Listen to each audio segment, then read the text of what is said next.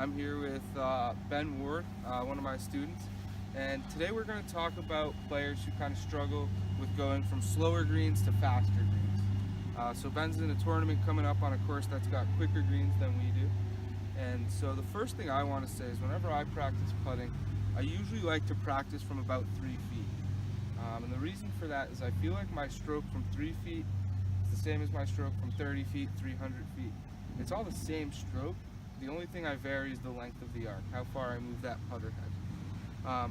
So what we're going to do for the drill is we're going to find the most slope roll on the putting green. And what we're going to do is set up 4 tees about a putter length away, straight uphill, straight right to left, straight downhill, and straight left to right. So what we're going to do is hit 2 balls from each tee. So the first ball, my goal is to hit the bottom of the cup before the back of the cup.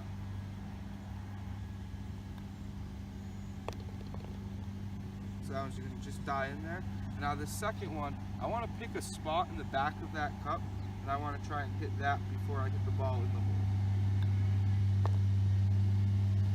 And what's going to happen is when we get to these side hill putts, we're going to kind of learn how speed affects break. Okay. So as we get to faster greens, a lot of times players struggle with reading that extra break.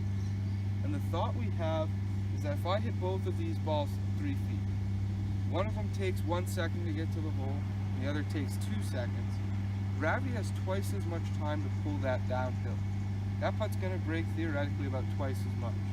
So when I set these up, I'm going to hit this high ball pretty much straight out at a very low speed, and I want this to hit the bottom of the cup before the back. So that's going to break quite a bit. Now this one, I want to hit the back of the cup before the bottom.